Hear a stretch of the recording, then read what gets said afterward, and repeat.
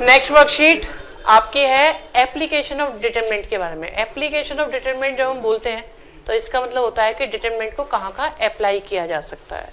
देखो डिटरमिनेंट है क्या, एक स्पेशल मेथड है कैलकुलेशन करने का। तो ये कहाँ कहाँ यूज हो सकती है। सबसे पहले तो इसका बेसिक यूज आता है आपका एरिया ऑफ ट्राइंगल को निकालने में। आपको याद होगा एरिया ऑफ ट्राइंगल का फॉर्मूला हुआ करता था आपके पास x1 into y2 minus y3 plus x2 into y3 minus y1 plus x3 into y1 minus y2। तो वो एक लेंथी से जो कैलकुलेशन हुआ करती थी उसे हम थोड़ा डिटरमिनेंट की फॉर्म में भी अरेंज कर सकते हैं और आप एरिया ऑफ ट्राइंगल निकाल सकते हैं। आपको पहला पॉइंट, दूसरा पॉइंट, तीसरा पॉइंट मतलब first vertex, second vertex, third vertex और साइड में 1 1 1 लिख दें तो इसे सॉल्व करने पे वही फॉर्मूला आता है जो 10th क्लास में आप एरिया ऑफ ट्राइंगल को यूज करते थे निकालने के लिए। ठीक है, तो अब हम डिटरमिनेंट से भी एरिया ऑफ ट्राइंगल निकालेंगे। और बाय चांस अगर ये एरिया ऑफ ट्राइंगल 0 आ जाए तो आप बोलते थे पॉइंट्स आर कॉलिनियर। और आप लोगों ने 11th क्लास में भी एक चीज पढ़ी थी, लाइन की इक्वेशन। और लाइन की इक्वेशन के लिए हमें दो चीजों की जरूरत होती है, पॉइंट की और स्लोप की, या दो पॉइंट्स की। अगर दो पॉइंट्स हों तो आपके पास फॉर्मूला होता था y minus y1 upon x minus x1 equal to y2 minus y1 upon x2 minus x1। आप उसकी जगह डिटरमिनेंट को भी यूज कर सकते हो। एक चेंज क्या हो जाता है, यहाँ पे x1 y1 क्या शिफ्ट हो जाते हैं और x और y आ जाता है। अगर आप इसको इक्वल टू 0 करके निकालेंगे तो उससे लाइन की इक्वेशन आ जाएगी। तो आप देख रहे हो अब डिटरमिनेंट धीरे धीरे किसी भी चैप्टर में एंट्री ले रही है और कैलकुलेशंस को सॉल्व करने के मेथड को रिप्लेस कर रही है।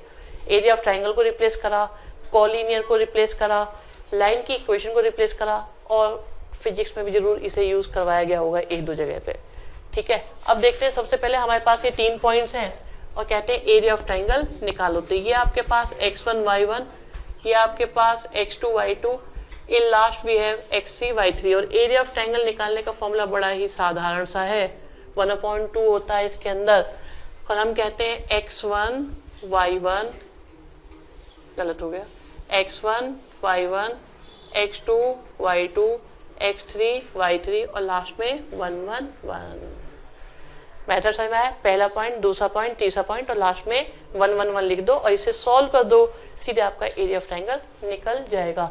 इसके अलावा इसका एक मेथड और होता है जो आपके सिलेबस में नहीं है, जिसे हम बोलते हैं सेरस डायग्राम। सेरस डायग्राम करके होता है, उसे अभी थोड़ी बार बताता हूँ एक्स्ट्रा में, पहले इसे समझते हैं। हमारे पास है ये 1/2 और इसे सॉल्व करने के लिए पहले हमने 3 लिखा, उसके साथ भूल गए उसकी रो और कॉलम को, तो हमारे पास 2 1 -1 1 आया। क्योंकि सेकंड एलिमेंट है तो माइनस साइन आएगा और 8 के साथ आया, -4 1 और 5 के साथ 1। इन लास्ट भी है 1 के साथ, -4 2 5 और -1। तो हमारे पास ये आ गया 1/2 के साथ, 3 के साथ, 2 + 1, माइनस के 8 के साथ, -4 माइनस का 5 और यहाँ आ गया 4 के साथ माइनस का 10।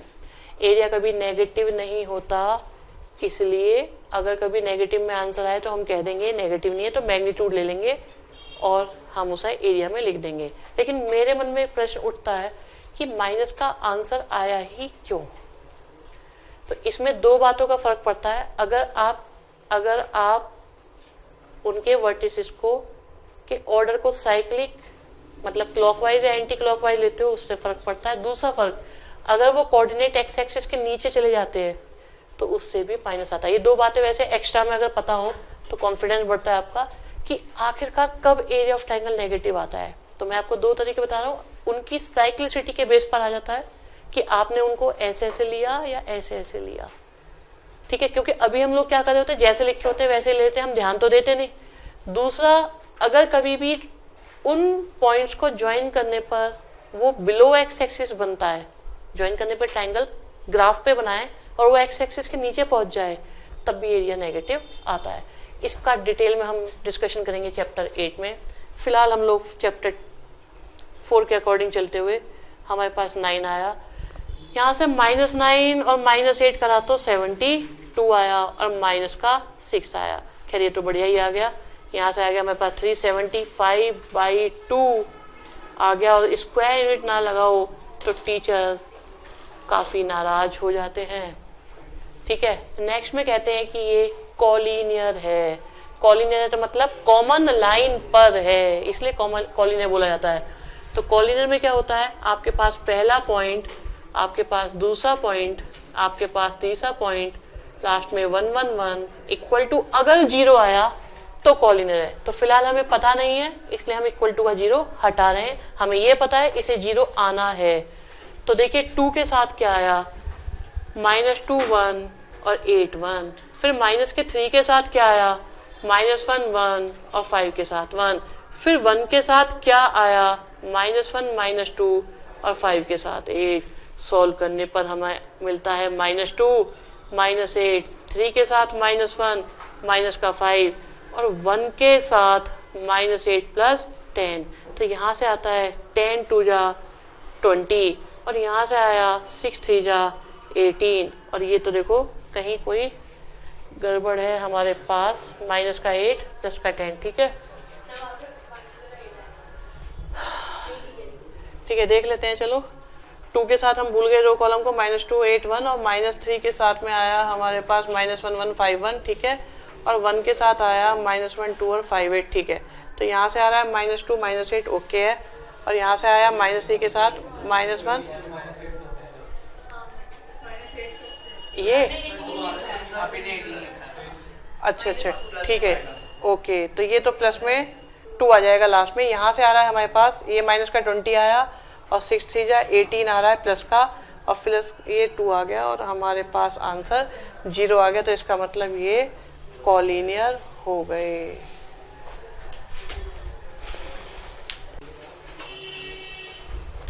नेक्स्ट क्वेश्चन है हमारे पास थर्ड में कहते हैं ये 3 पॉइंट्स कॉलिनियर है, कहते हैं के की वैल्यू निकालो। ठीक है, तो अगर ये तीनों कॉलिनियर है तो हम जानते हैं x1 y1 x2 y2 x3 y3 और 1 1 1 इक्वल टू होगा 0।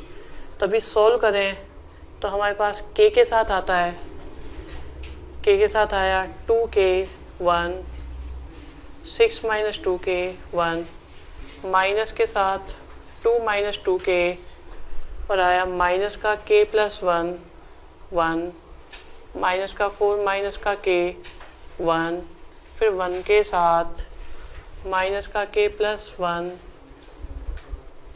2k -4 minus k 6 - 2k is equal to 0।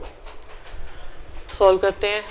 k के साथ आया 2k -6 + 2k, माइनस की मल्टीप्लाई करी तो आया 2k -2। यहाँ देखें तो -k + 1 + 4 + k, फिर आया 1 के साथ -k की multiply -6k + 2k square + 6 minus का 2k। ठीक है, माइनस का यहाँ जगह कम पड़ रही है, इधर लाते हैं।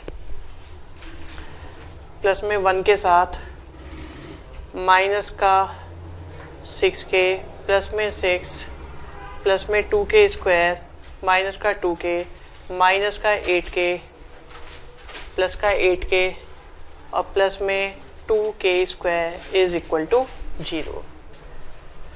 ठीक है, 1 2 3 4 4 और 3 6, ठीक है 6 होंगे, 2 3 4 5 6 सही है। सॉल्व करते हैं तो 2k 4k तो बन जाएगा 4k स्क्वायर माइनस का 6k।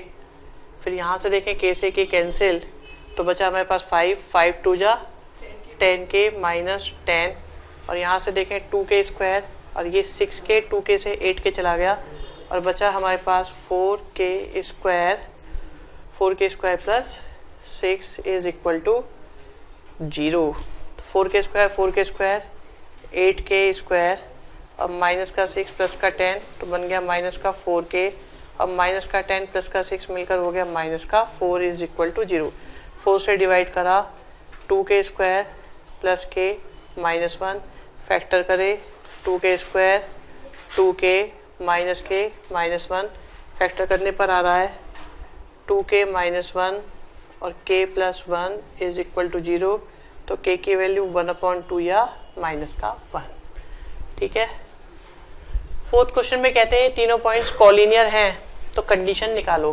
अगर ये कॉलिनियर है तो हम जानते हैं x1 y1 x2 y2 x3 y3 के साथ 1 1 1 इक्वल टू हो जाएगा 0।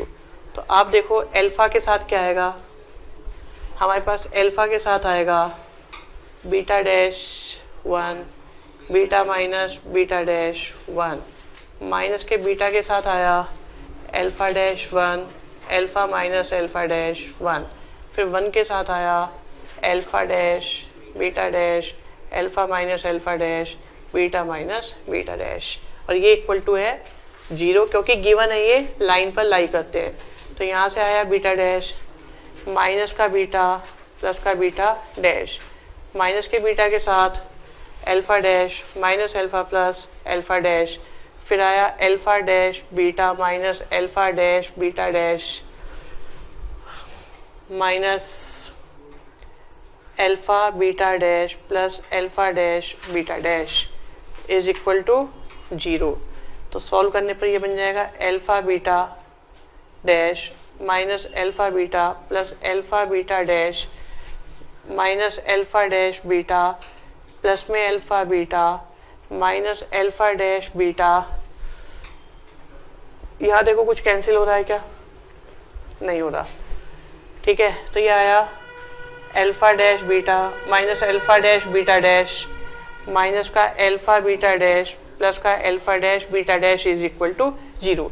अब देखते हैं 1 बाई 1 कैंसिल हो रहे होंगे, ये यहाँ से 0 हो गया, alpha dash beta dash plus का माइनस का 0 हो गया, अल्फा बीटा डैश ढूंढे माइनस का प्लस का ही कैंसिल हो गया, ये अल्फा बीटा माइनस का प्लस से कैंसिल हो गया, और ये बच गया हमारे पास, और ये दोनों बच गए। तो हम कह सकते हैं हमारे पास आंसर आया alpha beta dash minus alpha dash beta is equal to 0 is the condition कि ये आपके कॉलिनियर होंगे।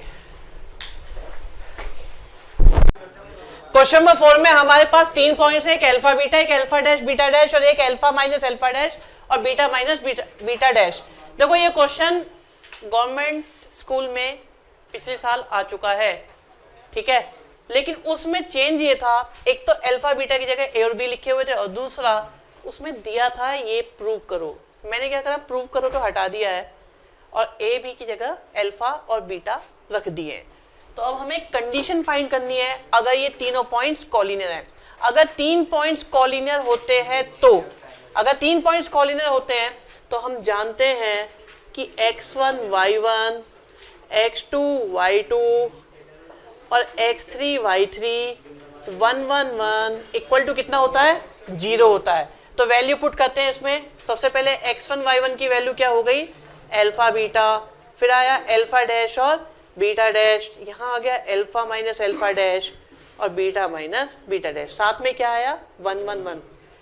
आज एक बैच में बच्चे ने क्वेश्चन पूछा, सर ये 1 1 1 क्यों? तो इसके 2 आंसर बनते हैं बेटा 1 1 1। एक तो ये 1 1 1 3D की जगह जो जेड है उसके लिए रोका हुआ है हमने। दूसरा यह है कि अगर हम जो ओरिजिनल फॉर्मूले हैं उन इसे सॉल्व करके लाएं तो 1 1 1 रखने से ही ये उसके इक्वल आ पाता है, ठीक है। फिर एक बच्चे ने कहा इसमें 3D है ही नहीं, फिर तो उसकी वैल्यू 0 होनी चाहिए थी। हमने कहा भाई अगर ये तीनों ही 0 हो जाते तो सब कुछ 0 हो जाता, ठीक है। तो छोटी छोटी बातें वैसे तो। अब इसे सॉल्व करते हैं, तो सॉल्व करा हमने यहाँ से, तो अल्फा के साथ आ रहा है beta dash 1 beta minus beta dash 1, फिर आया बीटा के साथ alpha dash alpha minus alpha dash और 1 1, फिर आया 1 के साथ alpha dash beta dash alpha minus alpha dash beta minus beta dash equal to 0, ठीक है। सॉल्व करें तो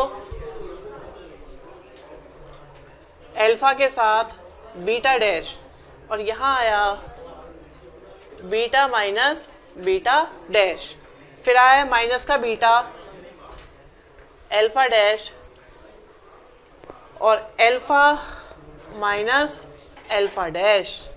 इन लास्ट हमारे पास है अल्फा डैश के साथ beta minus beta dash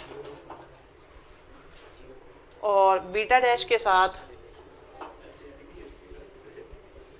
alpha minus alpha dash equal to 0।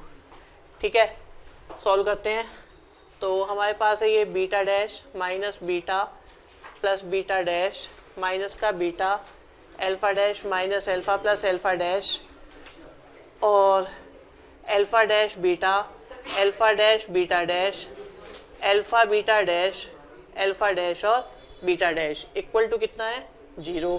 Solve करते हैं तो यहाँ से आ रहा है alpha beta dash alpha beta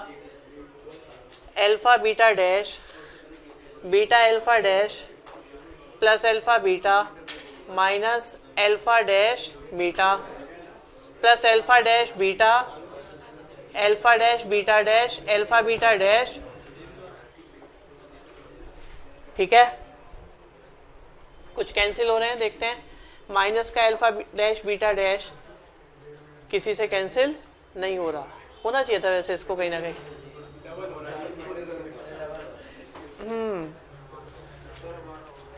कोई बात नहीं, देखो कहीं ना कहीं कोई मिस्टेक करी होगी इसमें। अल्फा के साथ हमने बीटा डैश वन लिया, बीटा बीटा डैश वन लिया, बीटा के साथ में अल्फा डैश बनाया, अल्फा अल्फा डैश, ये भी सही है।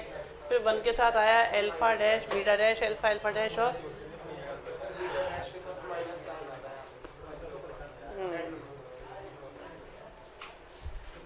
यहाँ पे बीच में आना था माइनस का साइन ये वाला, तो ये बन जाएगा हमारे पास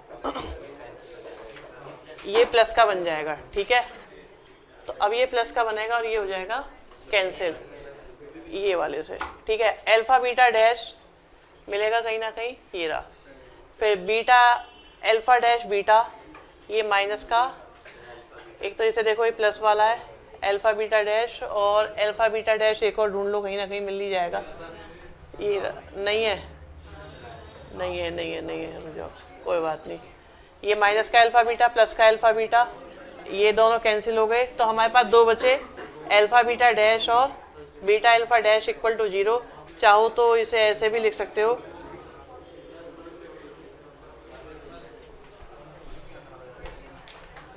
क्वेश्चन नंबर 5 में हमारे पास 3 वर्टिसेस हैं और एक वर्टेक्स में हमें k दिया हुआ है, कहते हैं इस k की वैल्यू फाइंड करो अगर एरिया ऑफ ट्रायंगल 4 है।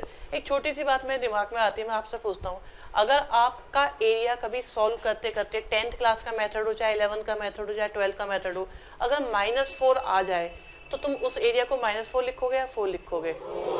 उसके साथ लिख दोगे कि भाई माइनस तो ये हो नहीं सकता, इसलिए नेगलेक्टिंग नेगेटिव साइन, देयरफॉर ये 4 है। और अगर सॉल्व करते करते 4 आ गया तो तब भी 4 लोगे। अब इन्होंने कहा है कि एरिया ऑफ ट्रायंगल 4 है, तो आपको क्या पता है ये -4 की वजह से 4 लिखा हुआ है या 4 की वजह से 4 लिखा हुआ है? तो इसका मतलब यह है कि -4 की वजह से भी ये हो सकता है 4 लिखा गया हो और ऐसा भी हो सकता है ये 4 ही आया हो, इन्होंने 4 लिखा हो। तो अब हमें दोनों केस कंसीडर करने पड़ेंगे और हम एरिया को +-4 करके स्टार्ट करेंगे। रीजन समझ में आ गया? और फॉर्मूला क्या होता है हमारे पास एरिया ऑफ ट्रायंगल का? x1 y1 x2 y2 x3 y3 के साथ 1 1 1। आपको पहले भी शायद मैंने बताया होगा कि हम उस रो या उस कॉलम से एक्सपेंड करना पसंद करते हैं जहां पर हमें मैक्सिमम 0 नजर आते हैं। स्पेशली अगर 2 0 नजर आ जाए तो बात बन जाती है, हम इसे कॉलम 1 से एक्सपेंड करना चाहते हैं। देखो अगर मैं कॉलम 1 से एक्सपेंड करूंगा तो पहले -2 आएगा, फिर 0 आएगा, फिर 0 आएगा। अब 0 के साथ तो कुछ भी आएगा 0 हो जाएगा, तो हमें सिर्फ -2 वाले का ध्यान रखना है। आगे भी ध्यान रखना, हम मोस्टली क्या करेंगे डिटरमिनेंट में 2 0 बनाएंगे और पहले वाले से जो नॉन जीरो है सिर्फ उसे सॉल्व करेंगे, क्योंकि इन दोनों से तो 0 ही आना है, हमें सॉल्व करने की कोई जरूरत नहीं। ये बात समझ में आ रही है या नहीं आ रही? अगर नहीं आ रही है तो मैं पूरा सॉल्व कर सकता हूँ। आप देखो इसे हमने सॉल्व करना शुरू करा, ये 2 इधर आया तो बन गया +-8 और -2 के साथ देखो क्या आ रहा है, 4 आ रहा है, 1 आ रहा है, k आ रहा है, 1 आ रहा है। अब आगे भी अगर मैं देखूं तो माइनस का 0 आएगा, फिर 0 आएगा, अब कुछ भी आता रहे वो तो 0 ही हो जाएगा ना, इसलिए हम इन दोनों को सॉल्व नहीं करते। रीजन समझ में आ गया? अब यहां से देखिए सॉल्व करते करते तो -2 के साथ 4 k, अब यहाँ पे है +-8, तो हम 2 केस कंसीडर करते हैं, हो सकता है ये 8 हो, तो ये हमारे पास है -2 के साथ 4 k, और हो सकता है ये माइनस का 8 हो, तो ये आ गया -2 के साथ 4 k। तो 2 से तो ये कैंसिल हो गया, तो 4 इक्वल टू आ गया -4 प्लस के, और के की वैल्यू कितनी आ गई 8। यहां देखें तो माइनस से -2 से, तो 4 इक्वल टू आ गया 4 माइनस के, और के की वैल्यू आ गई 0। इसका मतलब यह है कि अगर हम के की जगह 0 रखेंगे तो भी इससे एरिया 4 ही आएगा, और अगर 8 रखेंगे तब भी 4 ही आएगा। इनमें से किसी एक वैल्यू को रखने से, देखो जब हम माइनस वाली वैल्यू को रखेंगे तो के की वैल्यू 0 आएगी, तो इसका मतलब के की वैल्यू 0 रखने से एरिया कितना आएगा -4, जिसे हम बाद में 4 लिख लेंगे। ठीक है, क्वेश्चन नंबर 6 में हमारे पास 2 पॉइंट्स दिए हुए हैं और कहते हैं लाइन की इक्वेशन निकालो। ठीक है, लाइन की इक्वेशन निकालने के लिए हमें 2 चीजों की जरूरत हुआ करती थी, पॉइंट की और स्लोप की, या 2 पॉइंट्स की, या स्लोप की और y इंटरसेप्ट की, जिसे हम y equal to mx plus c कहा करते थे, या दोनों इंटरसेप्ट की जो होता था x upon a plus y upon b equal to 1, या p की और अल्फा की। फिलहाल हमारे पास 2 पॉइंट्स हैं। अगर 2 पॉइंट्स होते तो लाइन की इक्वेशन का फॉर्मूला हमें पता होता था y minus y1 upon x minus x1 equal to y2 minus y1 upon x2 minus x1। देखो ये सारे रिवीजन इसलिए हो रहे हैं क्योंकि इस क्वेश्चन में नहीं आने वाले। ये एक तूफान से पहले की शांति है, AOD आने वाला है, और AOD में ये सारे फॉर्मूले कब कौन कैसे यूज होगा तब ये दिक्कतें आएंगी, इसलिए अच्छा है थोड़ा थोड़ा सा याद करते चलो, हेल्प मिलेगी। तो इक्वेशन का फॉर्मूला होता था xy x1 y1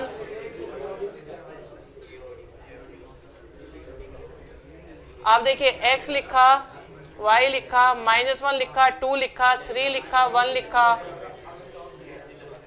अब अगर इसे हम सॉल्व करें, ठीक है, अब अगर इसे हम सॉल्व करें तो देखो 2 1 4 1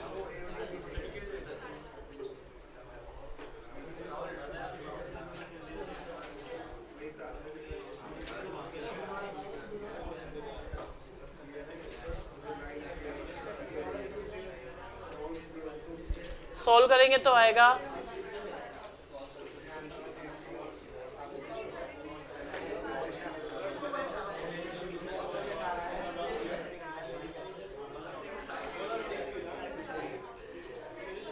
देखो कोई मिस्टेक y के साथ आएगा, हाँ ठीक है 1 1 आना था ये।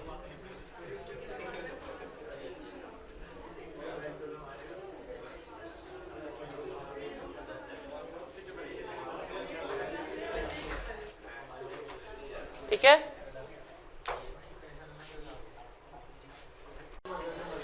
क्वेश्चन नंबर 7 में हमारे पास एक ट्राइंगल है ABC जिसके वर्टिसेस के कोऑर्डिनेट्स दिए हुए हैं x1 y1 x2 y2 और x3 y3। कहते हैं ये ट्राइंगल इक्विलेटरल ट्राइंगल है जिसकी साइड A है। तो कहते हैं प्रूव करो x1 y1 x2 y2 x3 y3 2 2 2 का square equal to 3a raise to power 4। इस तरह के क्वेश्चन ग्रीन में आते हैं। ठीक है, अब सुनो इसमें देखो ध्यान से कि एक तो अगर हमारे पास कोई मैट्रिक्स है सपोज 2 1 3 4 और मैं इसमें 2 की मल्टीप्लाई करूं तो ये मल्टीप्लाई सब में हो जाएगी, बन जाएगा 4 2 6 8। सही बात है। और अगर मैं कॉमन लूं तो मुझे सब में से कॉमन लेना होगा। लेकिन अगर मैं कहता कि मेरे पास एक डिटर्मिनेंट है जो है 2 1 3 4 और मैं 2 की मल्टीप्लाई करता तो ये 2 की मल्टीप्लाई किसी एक रो या किसी एक कॉलम में होगी, पूरे डिटरमिनेंट में नहीं होगी। वो रो या कॉलम आपकी अपनी चॉइस का होगा, आप खुद डिसाइड कर सकते हो आपको जहां चाहिए उस रो में कर सकते हो या उस कॉलम में, एक रो या एक कॉलम में कर सकते हो। इसी प्रकार अगर आप डिटरमिनेंट में से कॉमन लेना चाहते हो तो पूरी डिटरमिनेंट में से नहीं, आपको सिर्फ किसी एक रो या एक कॉलम में से लेना होगा कॉमन। और अगर मान लो किसी दूसरी रो में से भी कॉमन आ रहा है तो एक रो का एक कॉमन, दूसरी रो का दूसरा कॉमन, वो दोनों बाहर आके मल्टीप्लाई हो जाएंगे। समझ में आती है बात। तो डिटरमिनेंट में से कॉमन लेने के लिए आपको पूरी डिटरमिनेंट नहीं, सिर्फ किसी एक रो या एक कॉलम की रिक्वायरमेंट होती है। ठीक है, अब हमारे पास में ये ABC दिया हुआ है, इक्विलेटरल ट्रायंगल दिया हुआ है। हमें एक बात पता है, एरिया ऑफ ट्रायंगल क्या होता है 1/2 x1 y1 x2 y2 x3y3 और 1 1 1। ठीक है, अब उन्होंने ट्राइंगल कौन सा प्रोवाइड कराया हमें, इक्विलेटरल ट्राइंगल। और इक्विलेटरल ट्राइंगल का एरिया कितना होता है, √3/4 a स्क्वायर। अब जरा देखो, अगर मैं 2 से 4 को कैंसिल करूं तो हमारे पास इस एक्सप्रेशन की तो वैल्यू आ गई। अब हम क्वेश्चन को स्टार्ट करते हैं अपने LHS से। LHS में है हमारे पास x1 y1 x2 y2 x3 y3 के साथ 2 2 और 2 का स्क्वायर। ठीक है, अब देखो क्या इसमें किसी रो या कॉलम में से कॉमन आ रहा है, आ तो रहा है, इसमें से आ रहा है, तो ये 2 आया बाहर कॉमन, बचा हमारे पास x1 y1 x2 y2 x3 y3 1 1 1 और इस पूरे का क्या है, स्क्वायर है। आप देखो ये जो चीज है, क्या इसकी वैल्यू है हमारे पास, √3/2 a स्क्वायर। तो हमने यहाँ लिखा √3/2 a स्क्वायर का होल स्क्वायर। ठीक है, 2 से 2 कैंसिल और ये बन गया 3a⁴ मतलब RHS।